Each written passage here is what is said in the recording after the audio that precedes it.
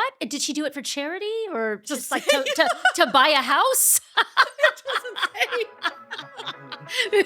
To buy more pre-made food. I don't know. But that's how much. What'd you do? What'd you do with the money, Sandra Lee? Yeah. Coming up on Need to Know, the Great Celebrity Bake Off, a delicious bun festival, and May is the unofficial month of the bake sale. That and everything else you need to know.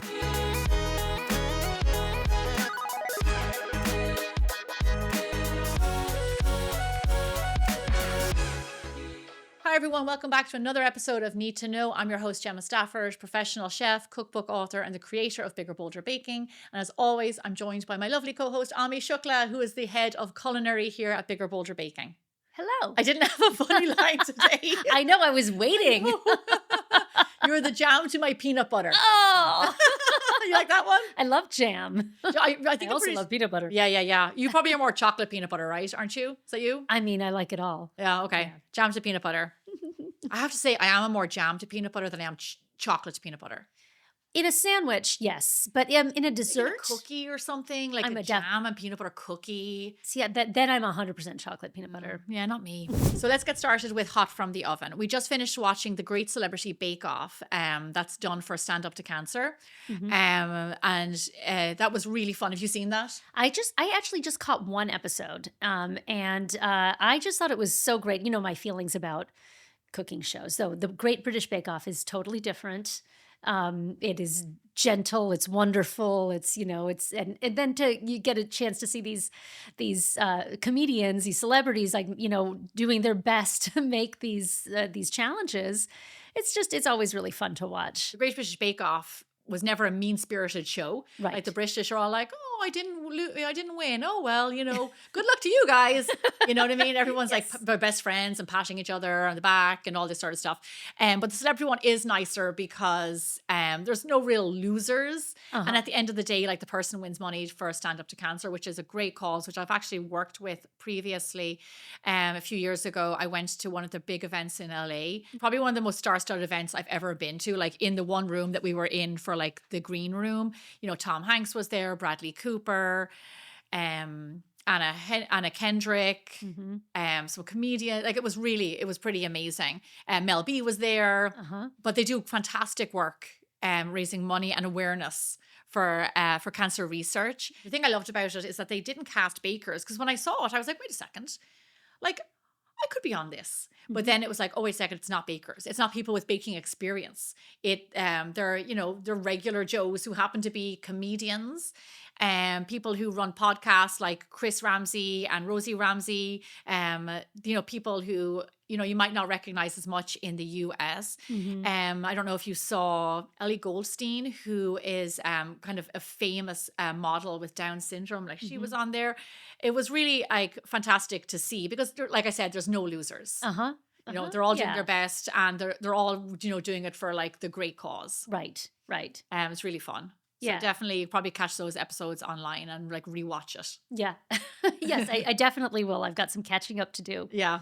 You know, also this time of year, there's in Hong Kong, there's this festival called the Chen Chao Bun Festival. Have you ever heard of this? I did hear about it actually, funny enough. Yeah. I'd love more information. I don't know a ton about it. You know, it's something that I would love to at some point in my life. I've been to Hong Kong, but it's been many years, and I would love to go and see this as I was reading about it. The holiday, it's a week-long festival.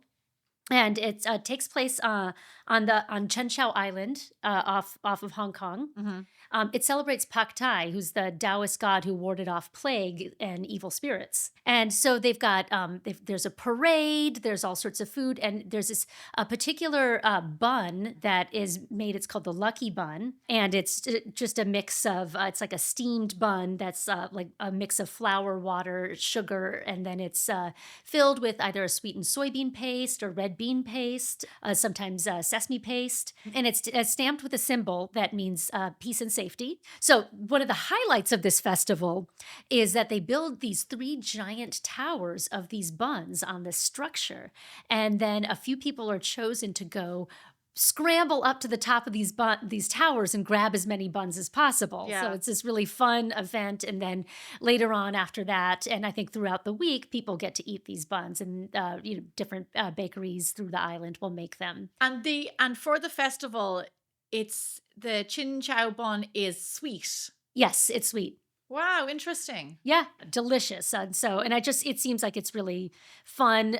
They're also, because it's celebrating Buddha's birthday, they're also, everybody's vegetarian. So all the restaurants in on the island will serve only vegetarian food. I think Yeah. there's a McDonald's on the island that serves only veggie burgers Oh my at that gosh. time for that week. Yeah, yeah. So very cool. Yeah, I love hearing about all these different festivals and British Bake Off and things that are happening Yeah. all over the world. That's really fascinating. Yeah, no, I actually I'd heard about that before and I'd seen it online. I'd seen Mhm. like obviously like short form like TikTok videos. But I didn't know that. So I'm going to bring it back to the US now, and we're going to go into the mix, and we're going to talk about bake sales. Mhm. And we're talking about bake sales now because you think about like the summertime and whatever, but May is actually the most popular month to host a bake sale. Selling home baked goods was actually seen for a lot of women, a way to contribute financially to Mhm. the family who didn't work outside of the household, to be able to contribute to the household, but working from home, Mhm. Yeah. which I think like makes perfect sense and still obviously happens Yeah, today. for sure. For sure. It's a lot of how some of our most favorite businesses, the people, brands that we love, like Mhm. started as women, female founded brands and Mhm. products were Mhm. that were started by being made at home. Then the tradition of bake sales worked their way into schools and were a way for kids to raise money for their activities, for their groups, for their schools. This in Ireland, this is how I came to know bake sales, because Mhm. I didn't do them. I know in America, like you might see a bake sale on a corner or in a community hall, Mhm. whereas in Ireland, I only know them from like in the 80s when we would do them in a classroom and everybody in the school, your class would do the bake sale and then everybody from the school would come and buy. Oh, Yeah, we interesting. would do Oh, uh-huh. like Rice Krispie treats, Yeah, and they sure. would be like 2 pence. Uh-huh. A little cookie. One of my mom's cookies that I have on the website today, we used to call them crunchy cookies. They Mhm. were like oat cookies, or really Mhm. delicious. We used to make those for the bake sales, Right. and we literally would charge 2p. Which, like, think about like what she's talking about, 2p. Yeah. We're talking about the currency in Ireland in the 80s and 90s was pence and pounds, and we used to spend, it was 2p for like a Rice Krispie treat or But something like you that. would raise money for your classroom, For your or school, for your yeah. school, but a Yeah. classroom would sponsor it. A The class, classroom. well, so the class, like the bigger kids, like if you were in Mhm. like if you were like 9, Uh-huh. your class would host the bake sale and you would make all the baked goods, and then you'd invite the other classes to come and buy Yeah. something. But Yeah. it was always the older kids. Right, right. We did school bake sales. I mean, and there's still school bake sales with my kids. There's always, I feel like there's always a bake sale going on. But it's always to the community. Like it's always, somebody sets up on the street, or it's at an event, or it's at a function at school where, like, kids and families and parents are there, or like an open house or something Yeah. like that. So that, um, there's, often, whatever, cookies, brownies, all the different things that you have at a bake sale. But I've never heard of that as happening. I think here in LA, at least in our kids' school, I don't think people can sell things at school. Not anymore. So Yeah. it's funny because even post-war, 1950s, 1960s, there was a huge rise in bake sales where women's groups, communities, towns found it just as a really easy way to raise funds. Yeah, I mean, for sure. I mean, the stuff is in your house, and you can put it out for sale. There was People no love it. regulations. There's actually like another version of a bake sale that I've seen, which are virtual bake sales. Have you ever heard of this? No. So people will, instead of like actually like making something and like standing out for a few hours trying to sell things, Mhm. people can place their orders online, and you can, for a bake sale, and then you'll either, you can go pick up your baked good, or it can get sent to you, which means that you could, expand your bake sale beyond your particular community, Yeah. or you could also just get a special secret recipe. Oh, Or wow. So, yeah, oh my gosh. yeah, So that's like today's bake sale, yeah. taking out all of the work. Well, that means that, like, you're in And you do it from the LA, and comfort like, of your own home. your grandparents in Ohio can, like, get your cookies for your Yeah. bake sale and support your school. That's interesting. Wow, the modern day bake sale. I had Yeah. not heard of that. Yeah, yeah. Wow. Yeah, I mean, I feel like in a way there's something nice about it all. It's very community and personal, and you get to walk up and like see what people are getting and go buy yourself a treat. But actually, like speaking of, like if you were walking by a bake sale, what are you going to buy? Me? Yeah, Personally? yeah. I don't buy cookies. I very rarely would buy cookies anywhere because I always want them baked the day of, and you know that they're not baked the day of for things. I'd say bake brownies. You're going to buy brownies. See, I'm not going to buy brownies because I always think they're going to be a little dry and plain and from a box and like not that chocolatey. In fact, am almost always going to get chocolate chip cookies because even like an okay chocolate chip cookie is still pretty good. Like I feel like it's always kind of satisfying and I always kind of know what I'm going to get. Sometimes I'll go out on a limb and try something and I'm like, it's a little like slimy or I'm not really sure what it is. And I want to be supportive, but I also want to enjoy myself. Yeah. But okay, so we have a list of the most popular bake sale items. Lay it on me. Okay, number 1, chocolate chip cookies. Classic, easy, loved by people of all ages. Number 2, brownies. So you and I are up there, Gemma. Rice Krispie treats. Yes. Easy. Cupcakes, which surprised me because they're cute, but I always feel like out in the sun or whatever, like that frosting's going to get goopy. But in LA, that's not really that's not really a probably thing. the best choice. Yeah. Banana bread, lemon bars. Lemon bars are a good one. Lemon bars are good. But again, I think it's that always a goopy crowd thing. pleaser. It is. It can be if it's done right. See, I'm going to get picky about a lemon bar. Yeah. I'm not going to get anything from a bake sale that I'm going to feel picky about. Well, then why would you get a chocolate chip cookie? You're picky about chocolate chip cookies. Yes. You are. I am. I am picky about chocolate chip cookies, but I feel like there's a wide range. Like it's really easy to achieve a good chocolate chip cookie. It's very hard to go from good to great. Always. Tell me this. Where is your bar? All chocolate chip cookies are No. good. Your bar of a bake sale. Like if you rock up on a corner and there's a 13-year-old selling her favorite chocolate chip cookie recipe. I'm buying a chocolate chip cookie. Well, what kind of scrutiny is this 13-year-old under? Like I see a bake sale and my entry level, like I'm just like right here. Yes, yeah. I'm expecting it to be Toll House. I'm not going to buy a And I'll eat lemon. it. I'm not buying a lemon bar from a 9-year-old. Okay. I will buy a chocolate chip cookie from them though. Okay. 'Cause But even what if I'm they- saying to you is lower your expectations. I am. Like I said, good. It's easy to go from bad to good. It is easy to go from bad to good. It is very, very difficult in all walks of life, in all bake sales, to go from good to great. Always. Okay. So I feel like even a good chocolate chip cookie, even like a basic chocolate chip cookie, is still good. But a basic brownie is like oily, flavorless, lacking in chocolate flavor. A basic cupcake is going to be like boxed frosting and boxed cake. Yeah. Like it's just like not good. But I feel like a basic chocolate chip cookie, even if you bought like the store-bought cookie dough and baked it, you could still eat it. Yeah, you still eat it. it. I mean, that's not the. I still eat it. Yeah, for sure. So let's talk celebs and bake sales. Okay. The largest ever bake sale, 2011, held in New York by Sandra Lee. Oh. We all know Sandra Lee and love Sandra Lee. She is OG Food Network. Yes, she's like the semi-homemade. Uh-huh. She still does it to this day.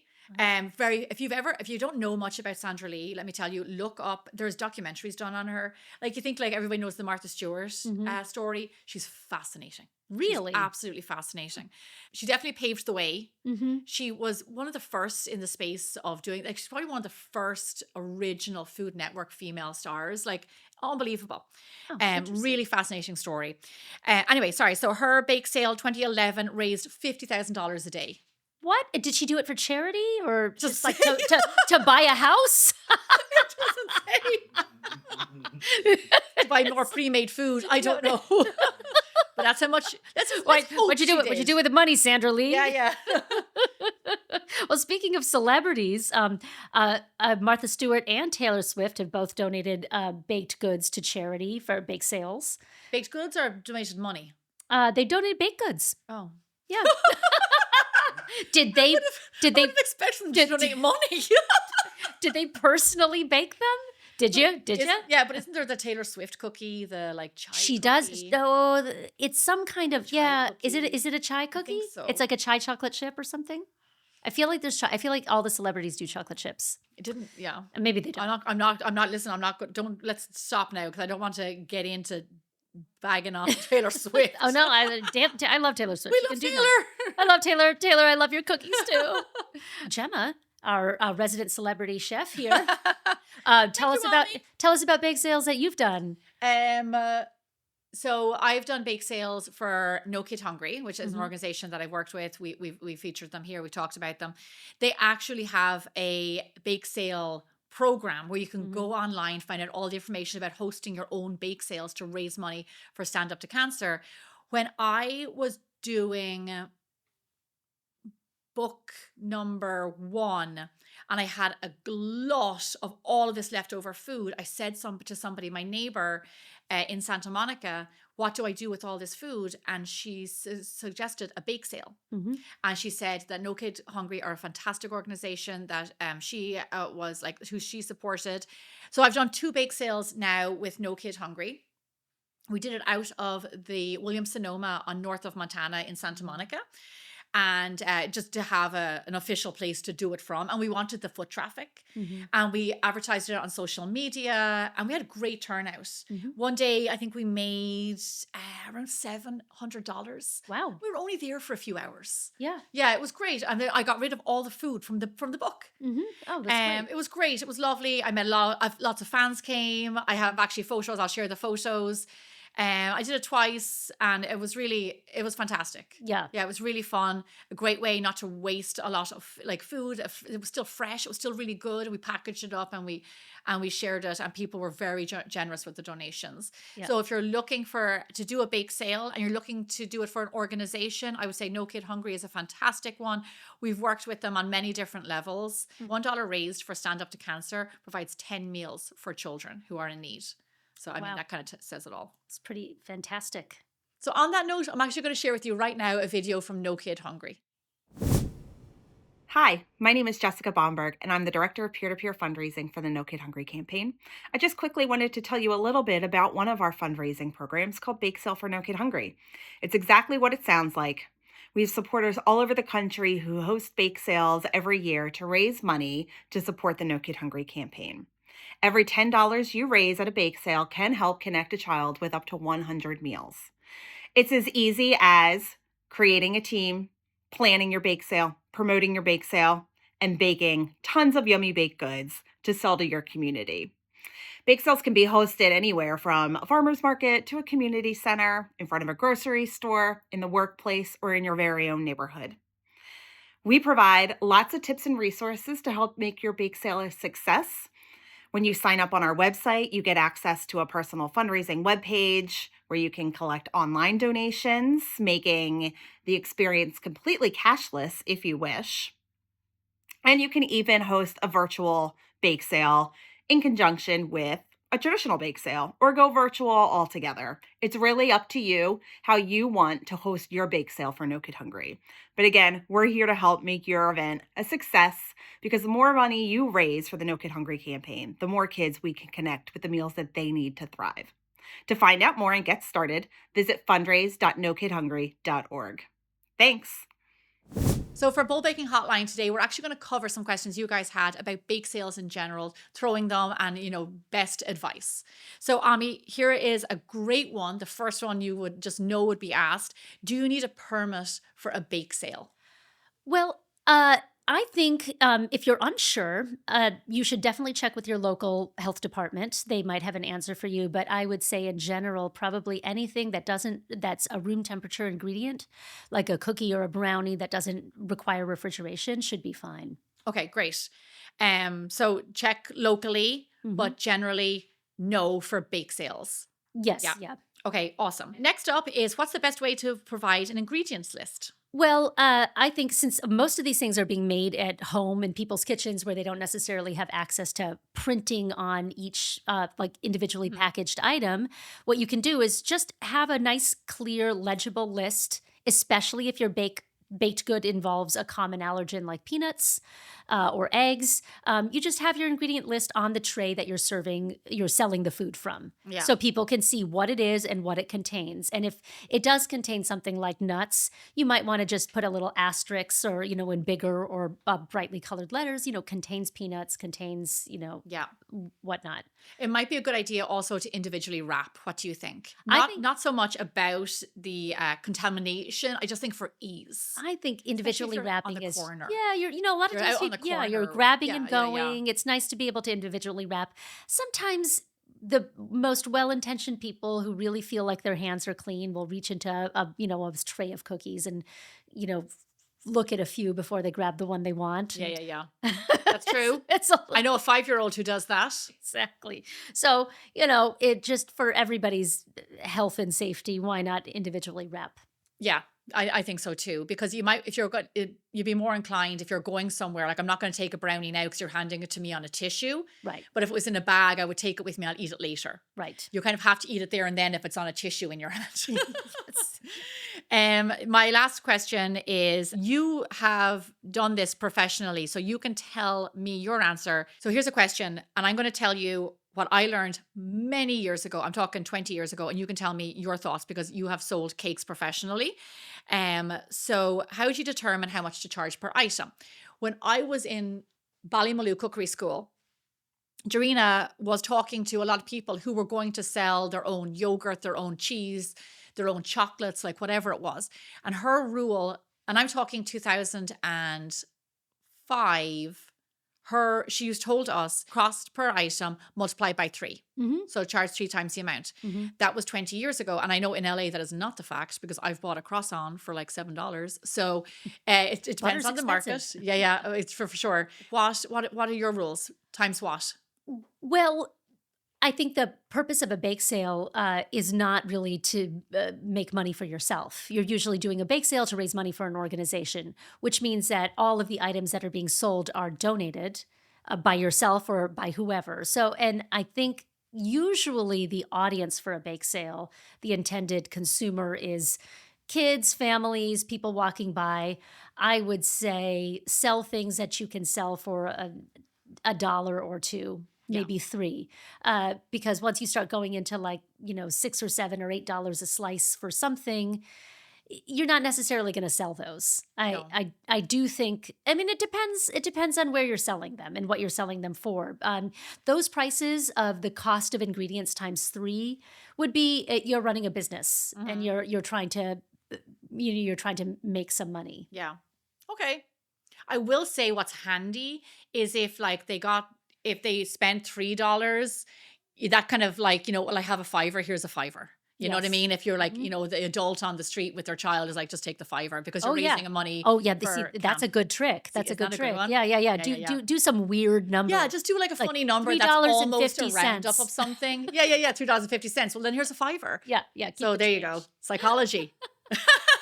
You gotta really get that charity money out of them. That's great. Okay, good to know. I love that. I love the idea of bake sales. I did them as a child. I was always very entrepreneurial like that, and it makes sense because it's kind of the way I still am today. But I love that. I encourage people to do that, and you don't have to, do it for if you have your. I do these kinds of things with George. We do a popsicle stand. We did it last summer, and we did raise money for his. Oh no, we raised money for No Kid Hungry. Oh my gosh, I just remembered.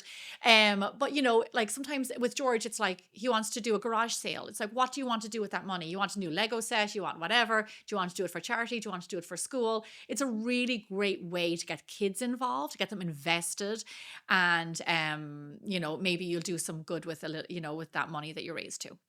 Absolutely. That was fun. And now I want to host a bake sale. I will come to your bake sale. And to you guys, thank you so much for watching on YouTube. Thank you for listening to wherever you listen to podcasts. Please don't forget to like and subscribe and let your friends know about Need to Know. And we will see you back here again really soon. Thank you so much. From HRN and the Bold Baking Network, you are listening to Need to Know.